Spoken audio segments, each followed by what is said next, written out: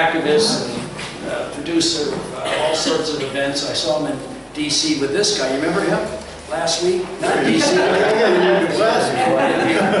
All right, so, and the town supervisor from Olive, who came all the way down here, my good friend Jim, so Franco, in back in the room.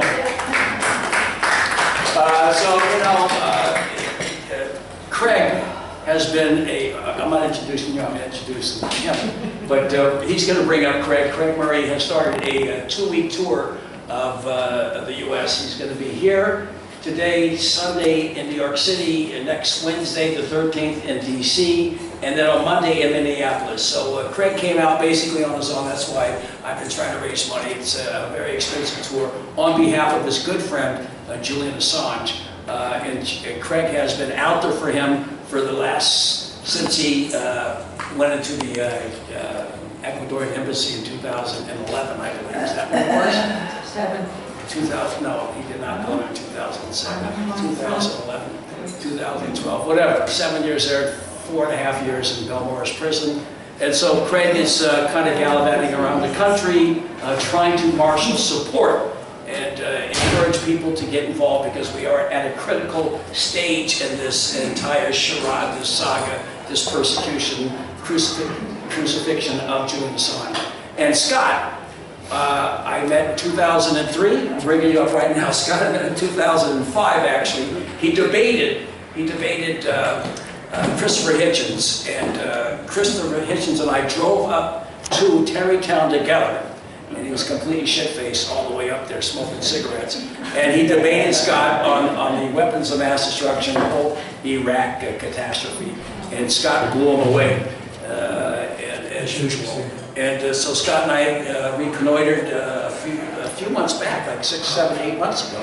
And he was in D.C. last October 8th at a big rally in D.C., blew the place down in front of the DOJ, and has really been one of the most vocal, eloquent supporters of Julian Assange. And you all know who Scott Ritter is, and so, and I don't like to use cliches, but without further ado, Scott Ritter.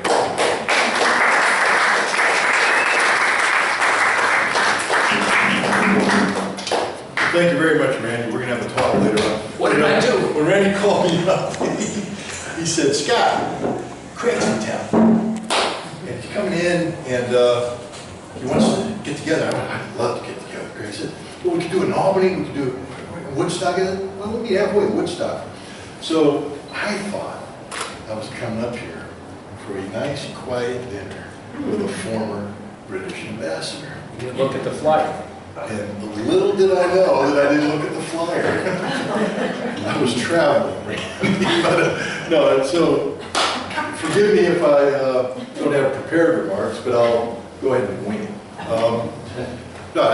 Look, Craig Murray doesn't need an introduction, but I'll do it anyways. If you're looking for it, since, over the course of the last 30 years, it seems, we collectively have been challenged with issues of, I think, the utmost moral imperative, issues that aren't just good and evil, but issues that get into truth versus lies. And I'm not very religious, but truth is the essence of life. If you're not true to yourself, if you're not true to your society, what are you true to? You stand for nothing. You're nobody. Collectively, you aren't worthy of a title. And lately it seems, especially as an American, that which I have been prepared to lay my life down for, this wonderful country we call the United States of America, instead of being built on principle, instead of being built on virtues, is built on a bodyguard of lies. All we do is lie. And that's, if the government's doing it, that's one thing. Sort of what governments do over time. It's the job of the people to expose the lies, to hold government to account. And we in the United States are protected by something called the Constitution. And it says under the First Amendment that government cannot impede our ability to speak truth to power. And yet today, that ability is under attack. And there's no greater case study of this attack than that of Julian Assange, a man who used his duty, not as an American, because he's not, he's an Australian, but his duty as a human being to expose lies, the worst kind of lies, the lies of a singular power which has no challenge, at least at the time, had no challengers. There's no reason for the United States to behave the way it has been behaving. And yet we take this unmatched power, and instead of going forth and doing good, we do evil. We commit war crimes. We oppress people. We murder people. And Julian Assange had the courage to expose these crimes. And for that, he has been called a criminal. For doing what every American, every human being in this world should be doing, standing up to evil, he is being called a criminal. He's in prison. He's suffering egregiously. Anybody who has been to prison can tell you that it's not a pleasant experience. And when you're put into the conditions that he's put under, isolation, it's a lonely life. It takes one hell of a man or woman to get through that. I don't know Julian. I'm late to the game. I'm not somebody like Craig that's been involved from the start, but I can just say that it takes a great support network to help you get through these things, and I think Julian has a great support network. He has a heck of a family. I've never met Stella, his wife. I did meet his father, and I met his brother when they came here for the movie. And what I see when I met them, I saw communities gathering around them, and so that's an important thing to do. Julian's going through the trial of his life right now. He's going through things that, unless you've been there, unless you've been in isolation, you know, they say that when you go into isolation in prison, it is a form of torture. And I will tell you right now, they're right. It takes one hell of a person to get through it. The one thing that helps people get through it is the knowledge that there are people out there on your side batting for you. And you're with somebody like Julian who has put everything on the line to tell the truth, to expose the lies. It also helps him to know that there are people who support what he has done, what he stands for, and what hopefully he will do again. And so that's why it's important to come here tonight and meet and talk. And I couldn't think of a better person to talk about Julian, to talk about his case, than Craig Murray. Yeah. Craig Murray was a British diplomat. Right off the bat, that tells you that we're dealing with a class of person that's up here. You don't get to be a representative of Her Majesty's government at the foreign service, in the foreign service, at the ambassadorial level, unless you're a man of high character. And this is what Craig Murray is. But he proved that he's more than just somebody who could do the Queen's bidding. He's somebody who, when confronted with the reality that the government of the nation that he was involved in, Uzbekistan, was committing crimes, using torture to gather information that was being turned over to the British government, he said, we can't use this information because it's derived from torture. This is wrong. And he spoke out and he paid a price. He was relieved of duties. Craig has been speaking out ever since. And he himself has paid a price. He was sentenced for 8 months in prison for challenging a court and called in contempt of court. For what? For what crime? For speaking truth to power. This has become a crime today. People are in prison for this crime. Craig went to prison for that crime. But it's not a crime. It's a badge of honor, Craig. It's a badge of honor. And so now what I'd like to do is invite this courageous man, this man of honor, this man of dignity to come up and talk about Julian Assange, talk about himself, talk about the importance of defending our right to speak truth to power. Because if you remove that, then it's just power. And we know what happens when absolute power is allowed to go forth unchallenged by the people that are supposed to hold it to account. Without further ado, Craig Murray.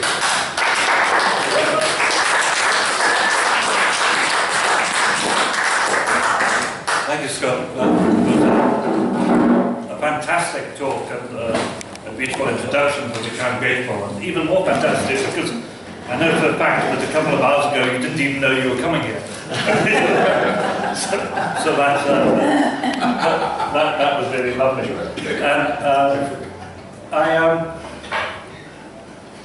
That experience of myself being imprisoned obviously showed me something of what Julian is going through. And I should say, whatever the official reason for my imprisonment, I think my friendship with and support for Julian is actually why I was imprisoned.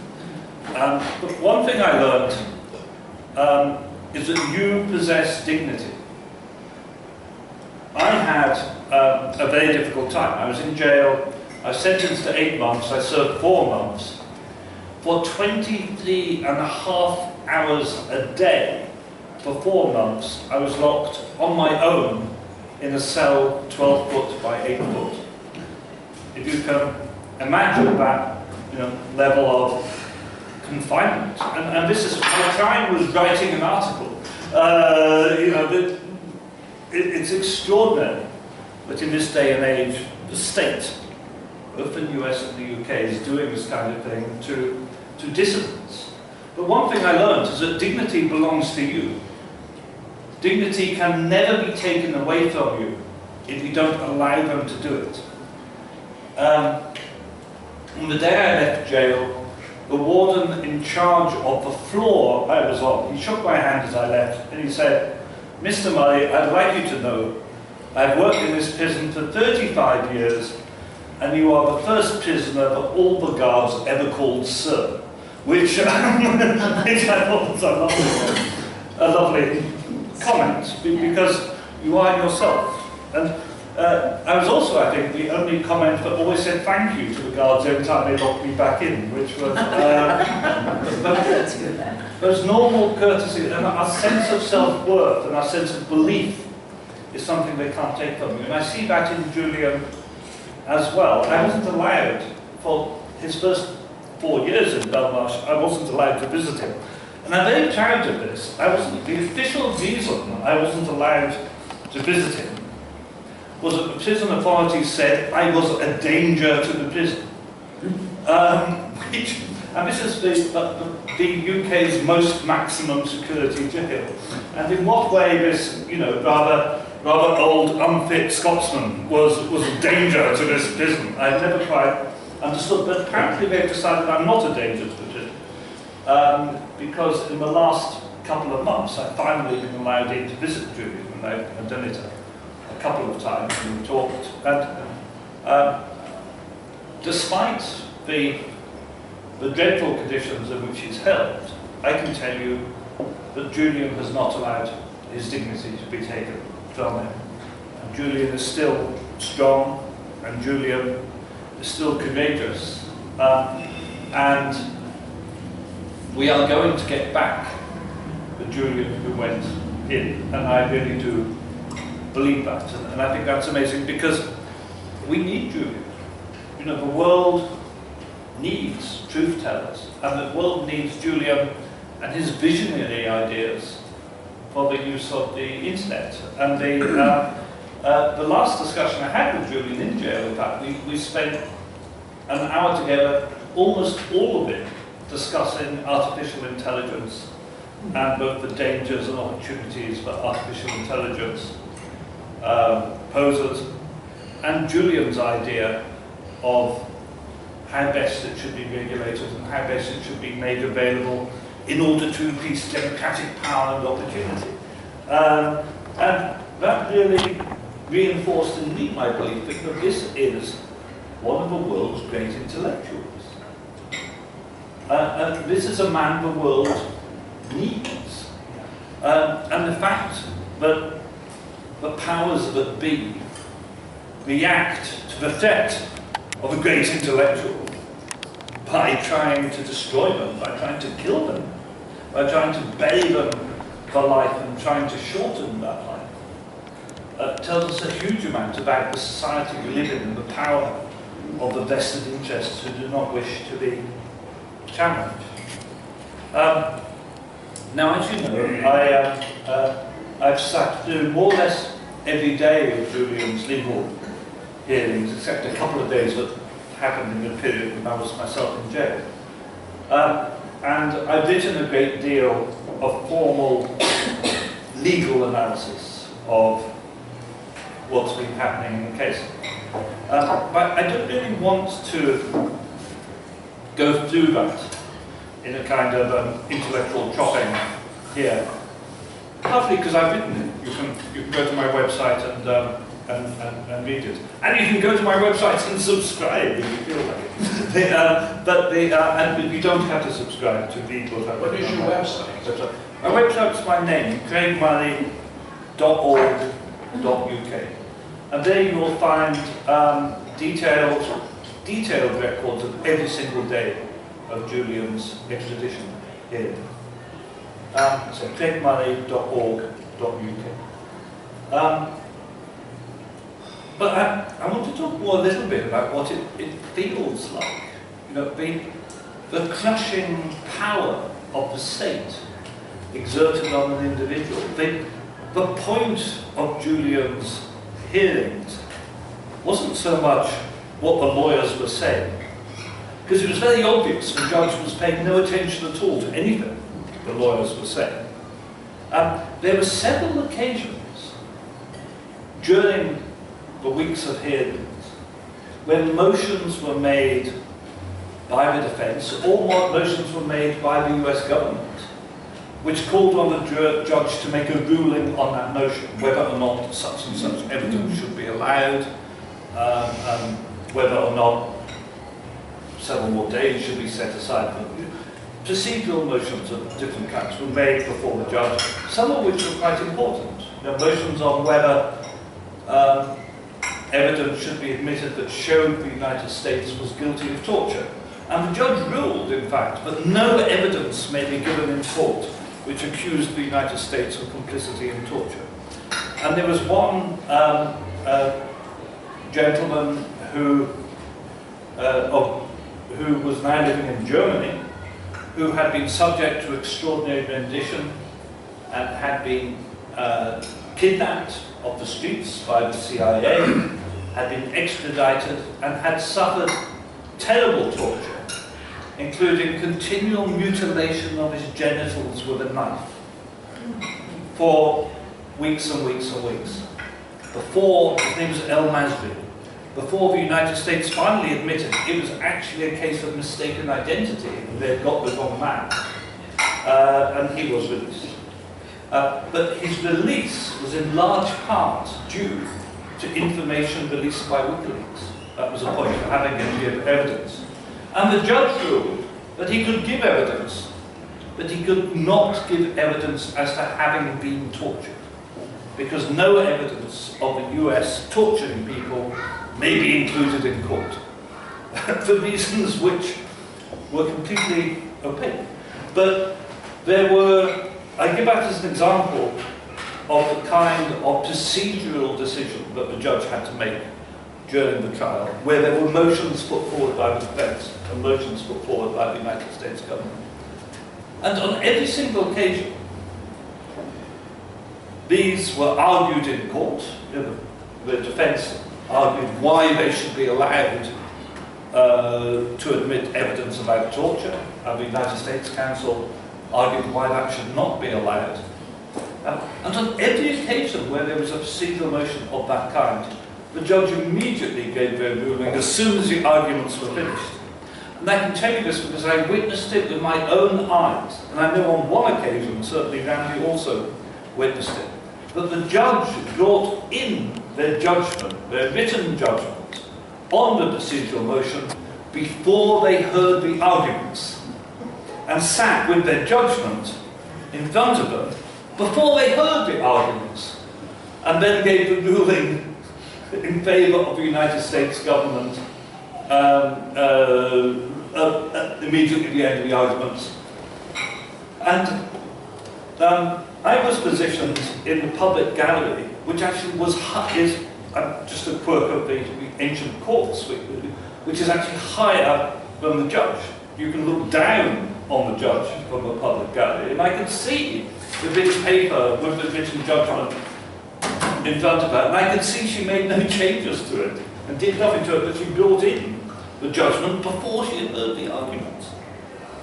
Now, I don't know to this day for certain whether she had, she'd obviously decided before she heard the arguments, whether she decided herself before she heard the arguments, or whether she'd been given that bit of paper and told that is your.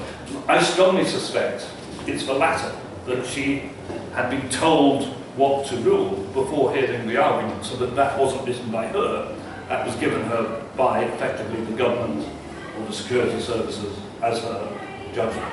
But that gives you an example of the feel of it, of how it was plain. Because there was very little attempt to disguise that. There was very little attempt to pretend there was a genuine legal process happening. It was a kind of theatre of oppression. And the parading of Julian, stuck in a glass box, in a bulletproof glass box at the back of the court, from where he couldn't talk to his lawyers, he couldn't access his lawyers, while witnesses were being cross-examined, he could not suggest to his lawyers things they might be asked.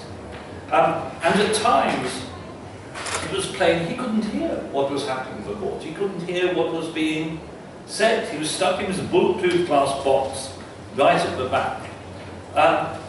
And it was heartbreaking. It was absolutely awful. And there were times, at one stage, Julian's Spanish lawyer, Aitor Martinez, was there because some evidence was given that related to the Spanish security company hired by the CIA to spy on Julian in the embassy. And his Spanish lawyer was there for that. And at the end of that bit of testimony, his Spanish lawyer left. And his Spanish lawyer just went up to the bulletproof glass to say goodbye to Julian. And the lawyer was restrained immediately by security guards pulling him away to prevent him just from saying goodbye. In the court case,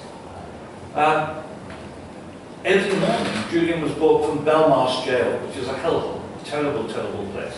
He'd be brought at 3 o'clock in the morning. He'd have to wake up to get to a court by 9. And then he would shower, he would go through search procedures, including intrusive cavity searches, stripped naked, held into holding cells, transported in an armoured van, in which there are essentially filing cabinets inside for the different prisoners. Prisoners are kept in the van in separate steel enclosures, which are like being inside a filing cabinet. You can't stand or sit. And you are jolted through the streets of London for 1 hour from Belmarsh to the Old Bailey in this narrow, in this kind of steel coffin inside a van. And then he was searched again. He wasn't allowed access to his lawyers. And his lawyers are, some of them are old friends of mine. I've known them longer than I know Julian. And they were absolutely stunned. There were times when they were trying to consult with their clients during the hearing, and they weren't allowed to be in the same room as him, and were having to try to shout through locked doors to consult with their client. They'd never experienced anything like it. The whole thing was this kind of extraordinary charade. Daniel Ellsberg, who sadly has left us, who I was extremely privileged to become a friend of Daniel this last 20 years or so. And when he gave evidence in the trial, by that stage, I think Daniel was, a couple of years ago, he'd been about 89, I think. He certainly was not... No, 91. Well, he died at 91. Yes. But when he gave evidence, I think he'd have been 89. And the court slated him to give evidence at 2:30 p.m. He was giving evidence by video. And the defense pointed out that's 5:30 a.m. in California. Can we not make it later in the afternoon? And the judge said, no, sorry, tight schedule. You'll have to give evidence at 5:30 a.m. And then they didn't send him the bundle of papers for the case, this 600-page bundle of papers of which he was to give evidence. The court did not send it to him until the day he was giving evidence. He had, I think, 9 hours in which he had 600 pages to learn. And the end of that 9 hours was 5:30 a.m. when he was to give evidence. And this is an 89-year-old man.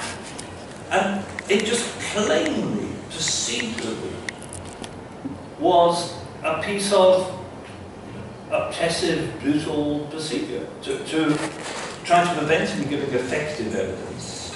And again, to show the power of the state. They were doing it because they could. It was obviously, utterly unreasonable. And I'll never forget it. Till the day I die, I'll never forget that day.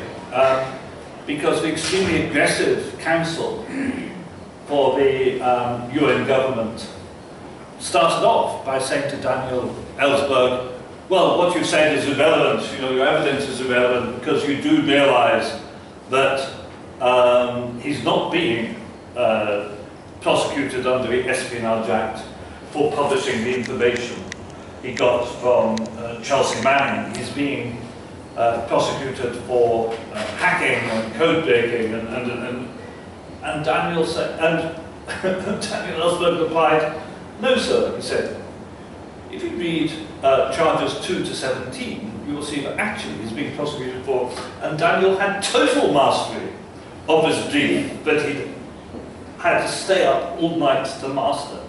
And he was able to school the counsel on the superseding indictment. And it was extraordinary.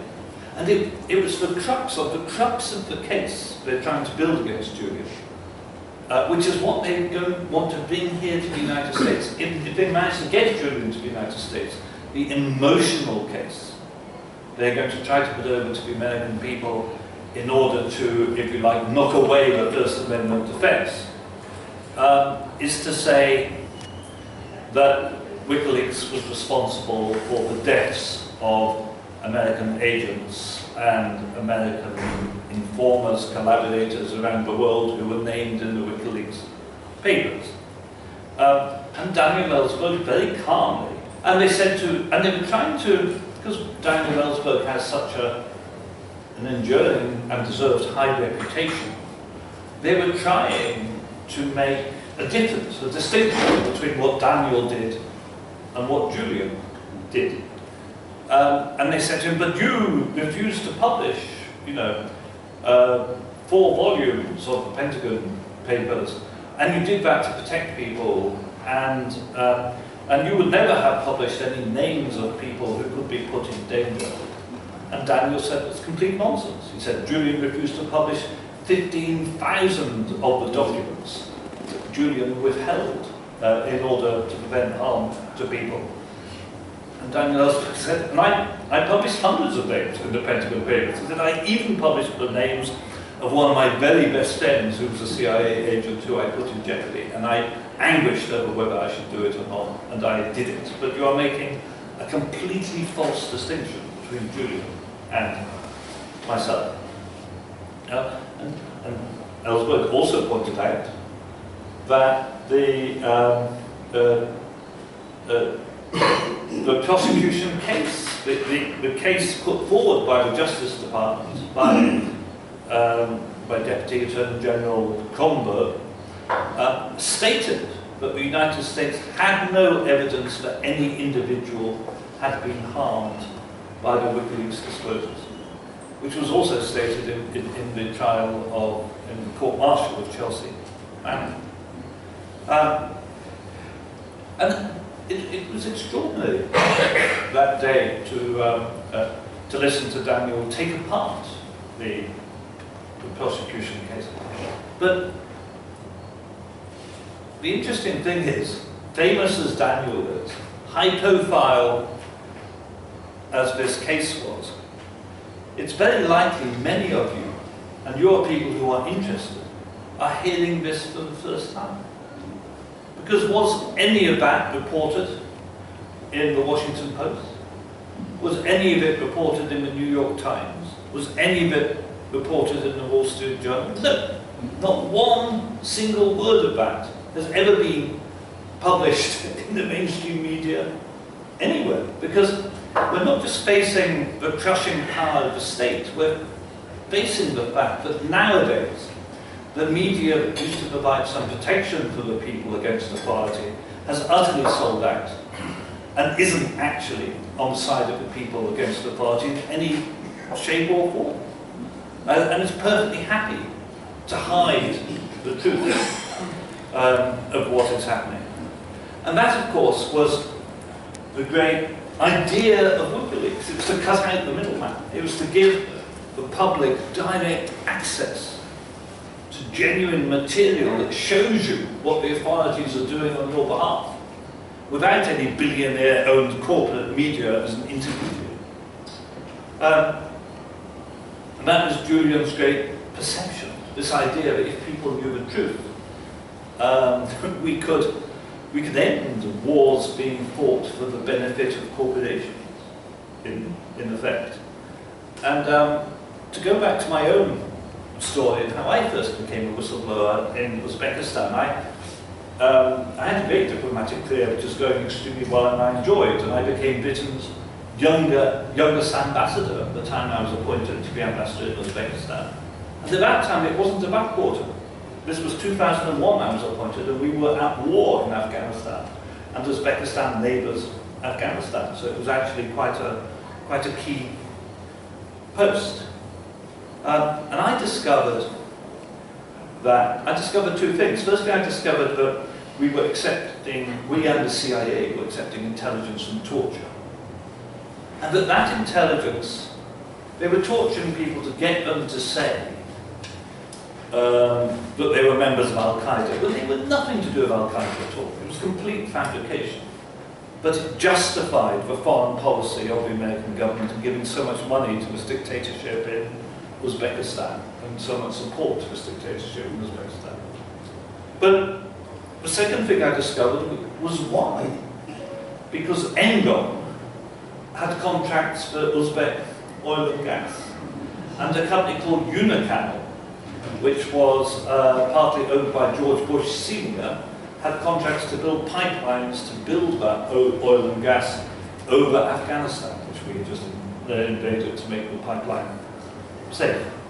And I discovered, if you like, and like Scott, I was very proud to serve my country. When I first became an ambassador, and I was entitled to have the Union Jack fly on my car and my country's flag, run up on a huge flagpole in my garden. I was terribly proud. And then I discovered actually I was part of a scam that involved killing innocent people to make money for Enron. What does that do to your worldview? my entire view of the world changed overnight when I discovered what I had gotten into. And it's got worse since then. And Julian did so much to expose that world. And now they're trying to destroy Julian. And then trying to destroy Julian. Remember, Julian is a publisher. He's not the whistleblower. Chelsea Manning was the whistleblower. When I blew the whistle, I expected to go to jail for it. I didn't, because they were scared that a jury would acquit me because they wouldn't like what they heard. So I didn't, in the end, go to jail at that time. But I expected to, and that would have been fair enough. I published my revelations through the Financial Times. And as a whistleblower, you take that on yourself. You take the moral decision. This is bad. I know I'm working for my country, but I'm not putting up with this, I'm blowing the whistle on. And you take the moral consequences. And I wouldn't have liked it, or I would have understood if I'd been put on trial for breaching the Official Secrets Act. I published my official documents through the torture and extraordinary edition, actually through the Financial Times.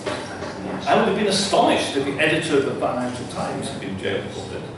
Now, the idea that the publisher is jailed for publishing what the whistleblower reveals is an entirely new one in law. It's entirely wrong. It absolutely destroys the whole idea of the First Amendment. And I think we had a big job to do. We don't know what's going to happen with the rendition. My own view is that the British government is so corrupt and so much in pockets of the United States that the chances of stopping the extradition to the US are small. And that the chances are Julian will be extradited here.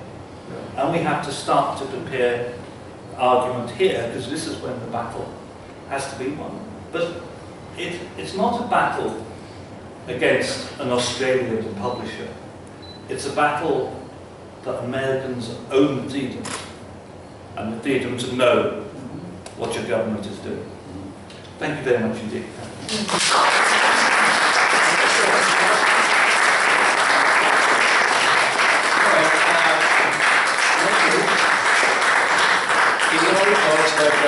We're going to, if you have a few, if anyone has any specific question, if you want to ask Mr. Murray or Mr. Ritter, but Mr. Ritter's eating right now, but please direct it to Mr. Murray. He just got back into town. All right. What do you think of the Australian diplomats coming in and the power of Albanese to actually say something strong, really, really strong, and the 9 diplomats that are coming here this month?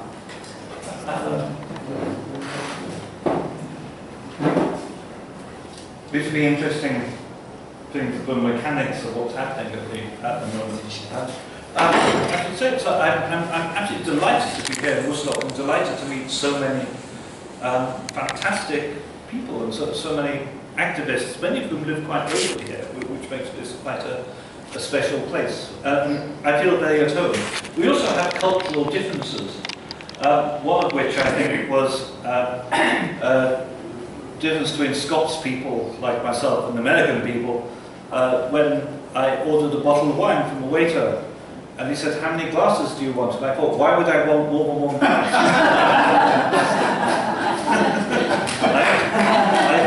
I only have one knife. This is a silly, very silly question. So you'll forgive me if I continue to drink my wine. Good on you, mate. The change of government in Australia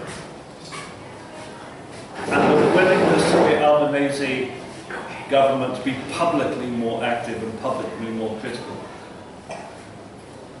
has really been quite a game changer in many ways. And it certainly precipitated a change in public opinion in Australia. Now more than 80% of the public say they want charges against Julian dropped and Julian allowed to come home. It's become a patriotic issue for Australians, and that's really wonderful. And the Australian government actually has really been, because often governments say they're doing things, particularly on human rights, and they're lying, they're not really doing it. But the Albanese government actually has really been lobbying the Biden government to release Julian.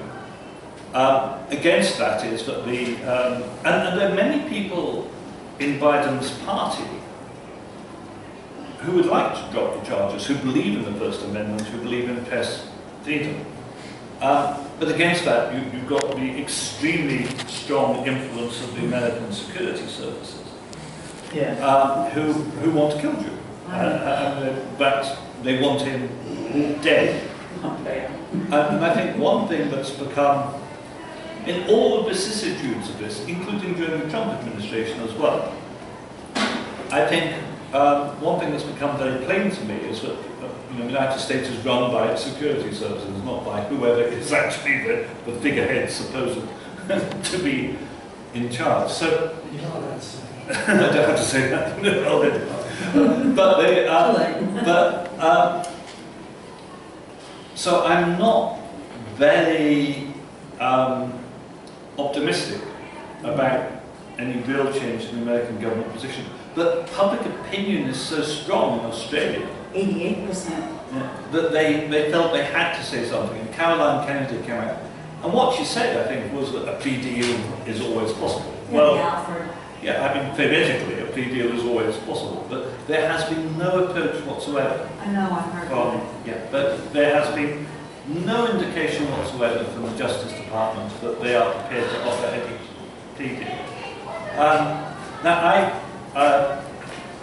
I'll tell you where I stand personally. I am trying to save the life of my dad. If they said to Julian, we will release you if you plead guilty to first-degree murder, I would say plead guilty to first-degree murder. Nobody is going to believe any bloody plea deal because everybody knows it's coerced. Nobody will think you're guilty. Just for God's sake, let's get you home. So that would be my personal approach to the matter. I want a live friend and hero. I don't want a dead martyr. But that's my own view.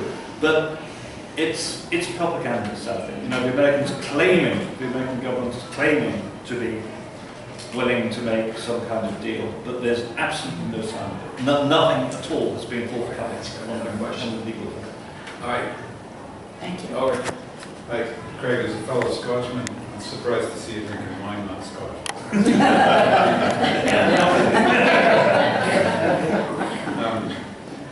Anyway, I'm so glad to hear you speak, and I can speak for everybody here. We're very passionate about this. All of us feel a great deal of empathy for Julian, and I hope that he knows that we're here for him. My question to you is, if or when he gets extradited to this country, what do you think the procedure would be? You know, where would he initially land? Would he be, you know, what would be the court procedures involved in that, as you understand? Yeah. I should start by saying, I mean, my worry is just it will all happen very quickly. You know, he has his next hearing at the High Court to decide whether he's allowed a further appeal or not.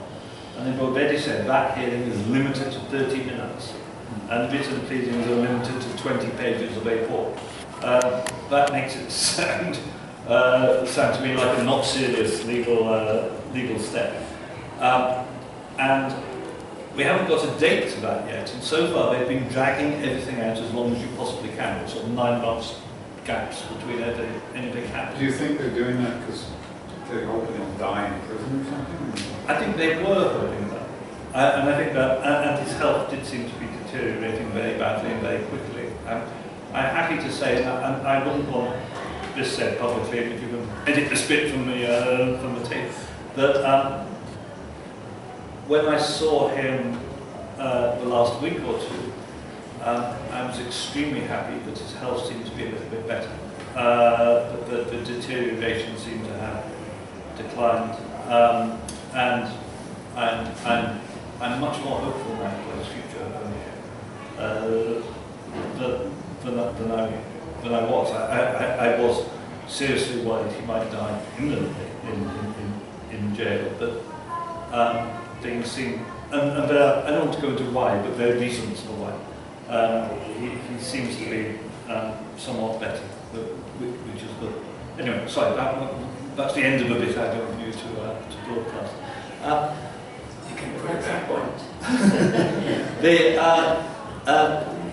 But if I were Joe Biden, sometimes I think that the United States is a very insular country. People don't realise how bad things look to the outside world. Now, please believe me, I'm by no means a supporter of Donald Trump. But to the outside world, trying to put your main political opponent in jail before a presidential election is not a good look. It's precisely what you accuse of everybody else of doing. And if at the same time you're trying to jail your main political opponent and you're trying to jail the world's most famous publisher, what kind of regime are you looking like? You know, I think there are probably people in the Biden administration who really don't want Julian to land up here, and for Donald Trump and Julian Assange to be on trial simultaneously in trials which are just going to outrage anybody with any libertarian bone in their body, and it's just going to be extremely difficult. And my own interpretation was that things were being deliberately delayed, but then more recently they came up with this very snap decision on his appeal, saying no, it's all dismissed and now limited. So it does seem like they are intending to push ahead of it very, very quickly. If he loses that appeal at the High Court, he could theoretically be on a plane the next day, and that appeal could theoretically take place next week, if they wanted to play it that way. He could then appeal to the European Court of Human Rights to get a stay of deportation. But they could, if they want to play really hardball, you know, they could take him from the court to the plane. There's no, it's very, very hard to predict. But as for what happens when he gets here, I don't pretend expertise. I sat through the hearings which mentioned this in the UK, and my understanding is that he would be. I know online, I've got a couple of the name. I know which jail he would be put in, and it's somewhere in East Virginia where he's going to be then trialed in a specific district, which is, I think, a place where everybody's employed by either the NSA or the CIA, and where there's never been an anti-government version. So he would start off at that kind of fairly low-level court, I think, and in a local facility, but in a very strongly national security area jail.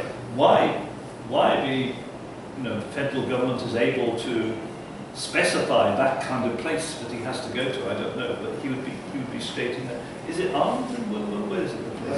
It's Not Arlington. what do you call it? Alexandria. Alexander. Alexandria. There's a local jail there Yeah. that he would be in. That's where he would end up, and that would become the scene of operation. So just a quick, if you don't mind, just talk about what happens. And since you are Yeah. you're involved, what about habeas corpus? What happens if the moment he lands on American soil, the moment he hears a judge, one of his lawyers puts habeas corpus right on and says, this is a fundamental First Amendment issue, release him, there is no evidence of a crime, this is a constitutional right, and start that challenge. Because my fear is once you get him into the system, he ain't coming out. People die in America. Habeas corpus is a thing. I'll tell you right now, I know it's a thing. You don't get rid of a habeas corpus. The Supreme Court has not gotten rid of habeas corpus. It exists. No, it's a huge worry. Yeah, I'm actually going to be meeting his legal team while I'm here, going through what the plans are in exactly this way. I think the attempts to get him out of the jail system immediately will undoubtedly be part of it. But how it would go, I don't know. We all know that there's the potential for him to commit suicide, like Jeffrey Epstein or whoever. As soon as he hits the jail system, that's got to be an enormous worry. But at the moment, our efforts are mainly focused on him not coming and trying to find ways to stop it, and a worry about what they can do. And the other thing is, part of his extradition hearing has turned on the diplomatic assurances the United States government has given about how terribly well he'll be treated and how nice his jail conditions will be if he comes. But those are completely conditional. And A, they've broken them in many other cases. They've promised things and then not delivered. And B, they say, provided he behaves himself. Well, what does that mean?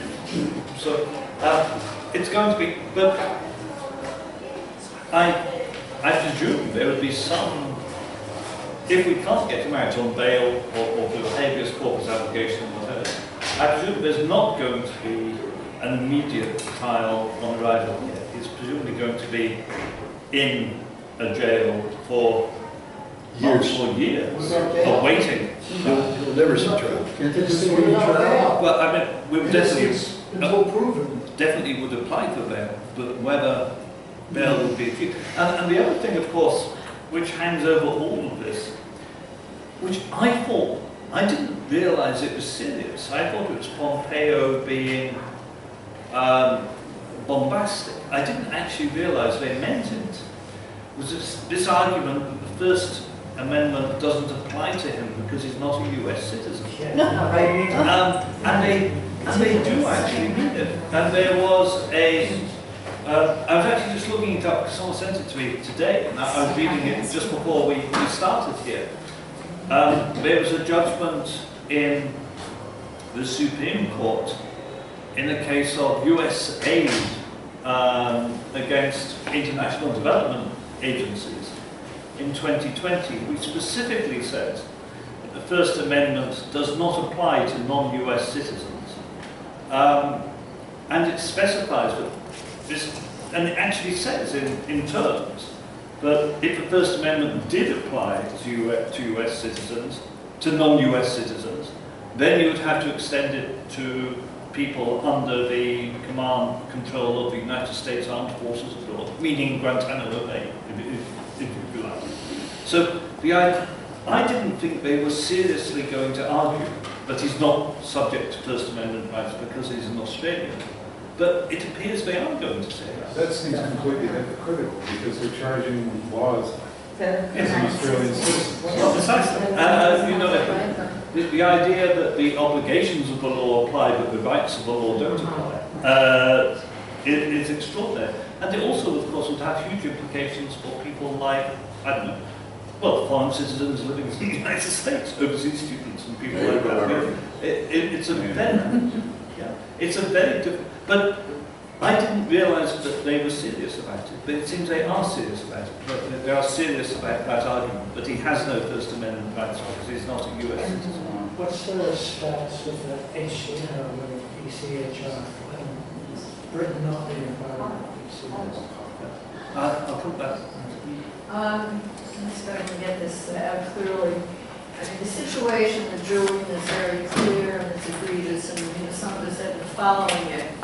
But one of the things, and freedom of, speech and freedom of press is very much part of the issue. But one of the things that's been happening, not just in the United States, but in other parts of the world, is tremendous suppression of freedom of the press and speech. And one of the things that I have looked at or questioned is how are they using Julian's case to wind up pushing through laws that literally remove our freedom of speech and freedom of the press. So how do you see him being used beyond his own personal case to promote basically, growing fascism? I think it's and the rolling back of rights is a huge problem. Now, I won't pretend that I know a huge amount about it in the legislative situation in the United States, because I don't. But in the United Kingdom, we've got new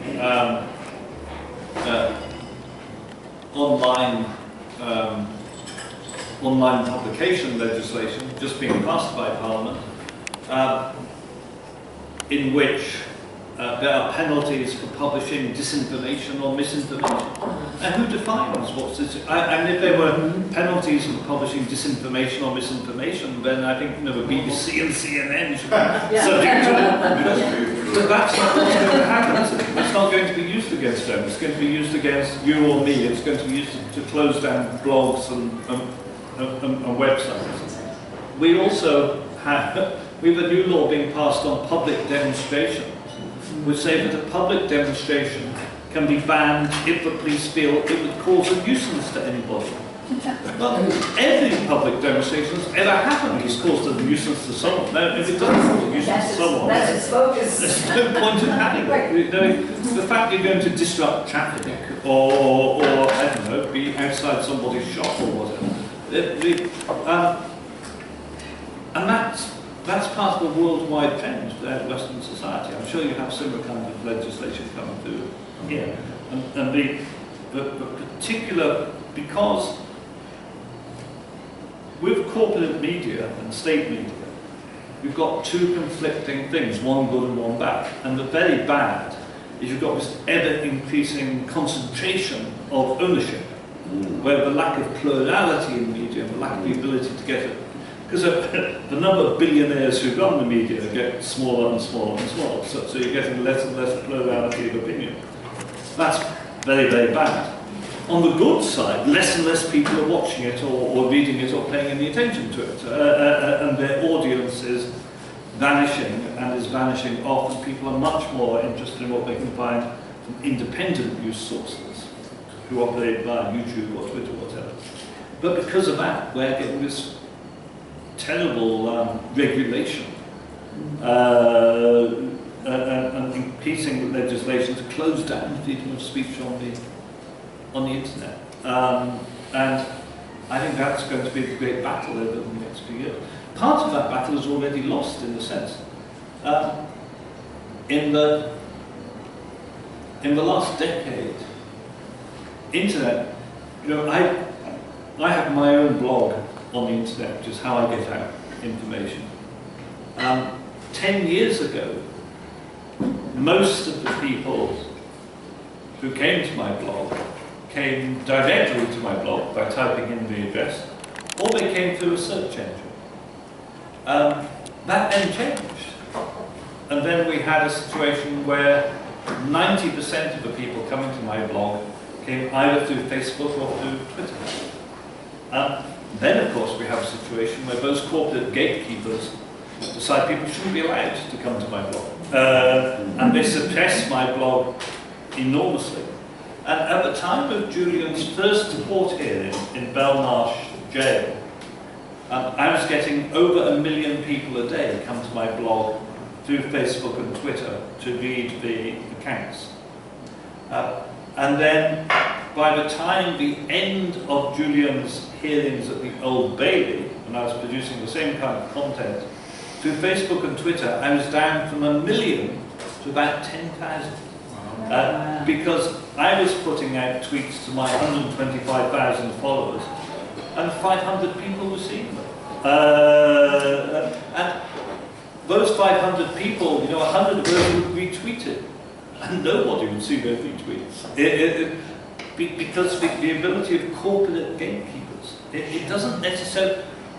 And those corporate gatekeepers all have either serving or former security service personnel running the systems that decide who gets suppressed and who doesn't get suppressed.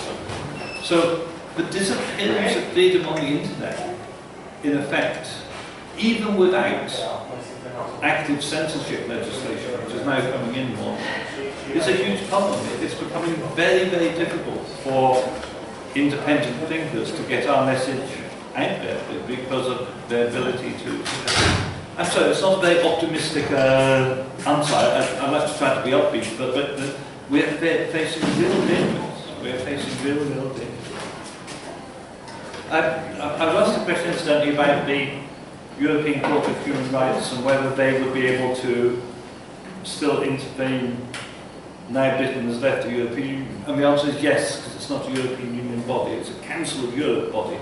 Britain hasn't left the Council of Europe yet, although the Conservative government is threatening to do so, but they haven't yet. I think we're probably coming to an end, Randy. I think so. I'm coming to an end of my voice. He's here for a long time, I've been here since 5 o'clock.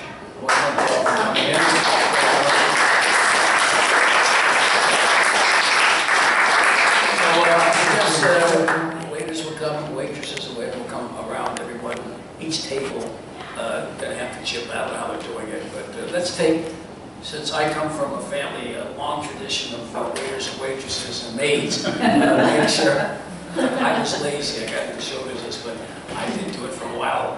But please take care of these hardworking waitresses and waiters. I think the waiter just left, but these are working people. They get totally screwed on their payroll by that deal that Reagan put in back in '86, where they take 15% out of their check for how much they sell. So they'll get a check if they work 40 hours for $3 at the end of the week. So it's all dependent on your gratuity. So thank you very much. Thank you, Craig, and thank you, Scott, for coming here tomorrow. Thank you, Joe.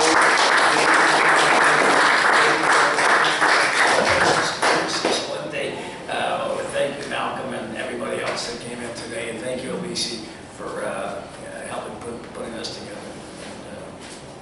I think that's about it. Go ahead. Anybody else? Well, thank you, Randy. Thank you, Randy.